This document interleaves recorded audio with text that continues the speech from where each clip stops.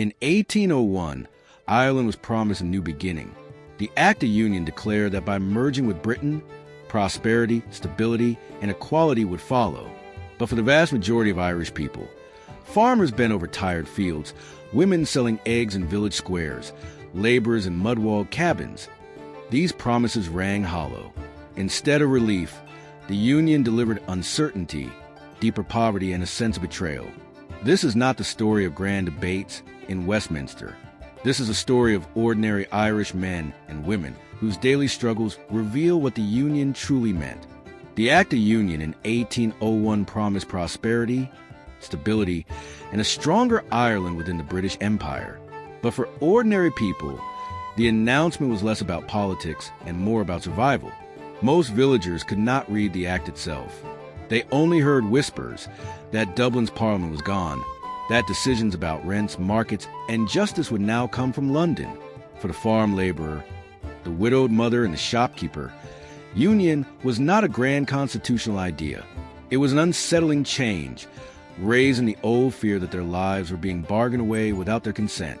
For small tenant farmers, the union offered no relief from crushing rents and insecure leases. They tilled borrowed land with little hope of ownership, forever balancing between harvest and eviction.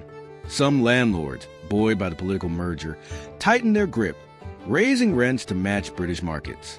Others sold estates entirely, displacing families who had lived on the same soil for generations. To these farmers, the union was not an abstract matter of governance. It was another tightening of the landlord's noose. The field became a battlefield, though the weapons were hunger and endurance rather than rifles.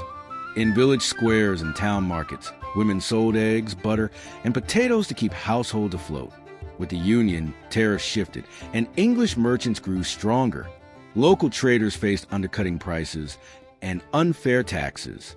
A widow who once scraped by selling a basket of oats now found herself returning home with unsold goods. Markets were not just about food, they were social lifelines. To lose income meant to lose dignity and independence. Ordinary women bore this burden silently, adjusting meals, patching old clothes, and telling children to wait another day for bread. Education in early 19th century Ireland often took place outdoors, under hedgerows, in secret.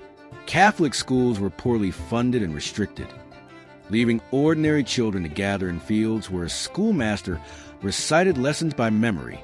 The Union did little to change this. For rural families, learning letters meant hope, perhaps a chance to escape poverty or emigrate one day. Parents sent children barefoot to hedge schools, carrying scraps of slate for writing. While London debated laws, Irish children whispered their alphabets in the grass, hungry both for food and for knowledge. Religion remained central to daily life. Catholic families worshiped quietly, often in small chapels built from their own savings, while Protestants held sway in official circles. The Union reinforced the Protestant ascendancy, leaving Catholic tenants feeling doubly alienated, politically powerless and spiritually marginalized. Yet, priests continued to minister, mothers taught prayers at hearts, and families clung to rituals of birth, marriage, and death. Faith became resistance, a way of preserving identity when laws and landlords pressed heavily. Ordinary Irish people carried their religion not as rebellion, but as survival. Landless laborers lived a hand-to-mouth existence. They built stone walls, carried turf, and dug ditches, often for a single meal's wage. The Union created no jobs for them, no safety nets, no promises. On stormy nights, families crowded into mud cabins, damp walls dripping, floors of bare earth beneath their feet. Any illness could tip them into starvation, while statesmen boasted of Ireland's integration into Britain's prosperity. These men and women saw none of it. Their integration was into hardship, anonymous lives spent in toil, forgotten even in their own time. Recruitment posters promised glory and pay in the British Army. For many poor Irish families, enlistment was less about patriotism and more about desperation. A uniform meant steady food and the chance to send coin back home. Mothers wept as sons marched away, uncertain if they returned from wars waged in distant lands. While generals drew maps in London, the Irish soldier became one more expendable pawn. His family prayed at the fireside, waiting for letters that might never come. Union had not offered opportunity. It had conscripted poverty into service. Women bore the invisible burdens of union. They stretched meals from scraps, patched clothing, and tended both children in fields when men sought work abroad. Their labor was unrecorded, yet their endurance sustained entire families. They carried the emotional weight of uncertainty, explaining to children why the landlord came, why food ran short, why the priest whispered hope. If Ireland endured in the first decade of the 19th century, it was because women turned suffering into survival, transforming silence into strength. Not all Irish people accepted the Union passively. Secret meetings, coded songs, and whispered conversations carried the old dream of independence. Farmers passed rumors at crossroads. Young men swore oaths in barns, and poets smuggled rebellion into verses. Ordinary people could not afford open defiance, but they nurtured the ember of hope in quiet ways. In their kitchens and fields, the Union was not a binding agreement. It was a temporary storm they believed Ireland would one day outlast. By the end of the decade, the grand promises of union had faded for ordinary Irish people. They saw no prosperity, no fairness, no relief from rent or hunger. Instead, they saw a loss of their parliament, their voice, and perhaps even their dignity. Yet, beneath the silence, endurance remained. The verdict of the people was not written in parliaments or treaties, but in lives lived with quiet defiance. The question that lingered across cabins and cottages was simple. Had Ireland been betrayed once again by those who claimed to govern her? By the close of the first decade of the 19th century, Ireland had been joined politically to Britain, but remained worlds apart in lived reality.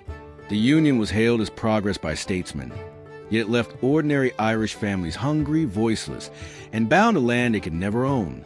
For the people in cabins, markets, and fields, the Union was less a contract than a curse. And still, they endured, finding strength in faith, family, and whispers of resistance. Their quiet perseverance asked a haunting question: was Ireland united or merely chained anew?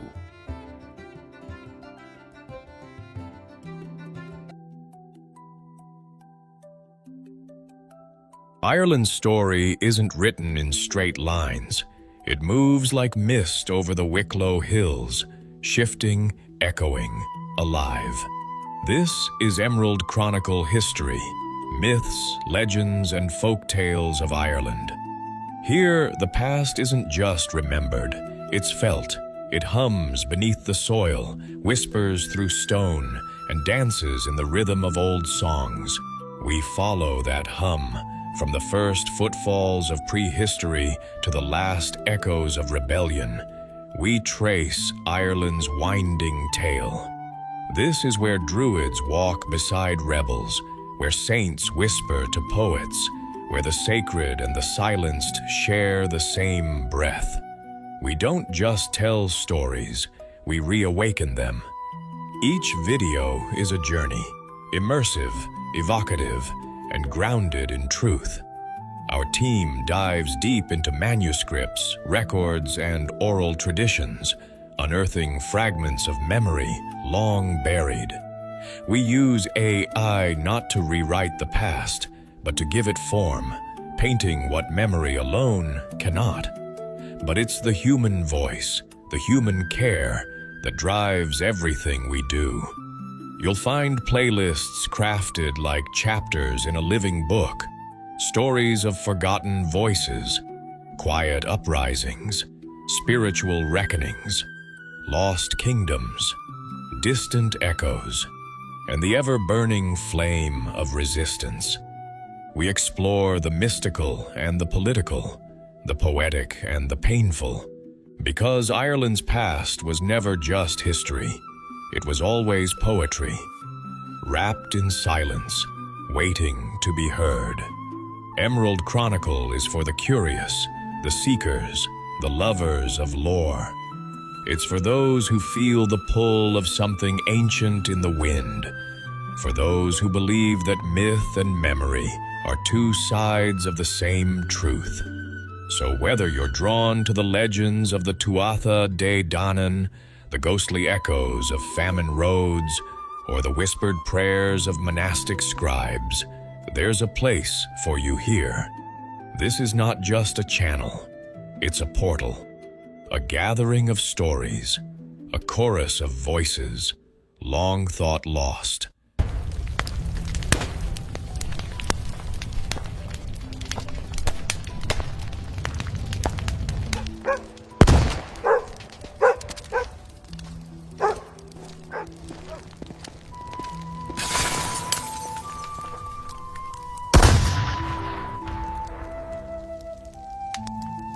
Keep your eyes peeled! Nothing on this side. And now, you're here. If you enjoy the journey, don't forget to like, share, and subscribe to Emerald Chronicle. And leave a comment. We reply to every single one within 24 hours or less. Welcome to the Chronicle. Let the story begin.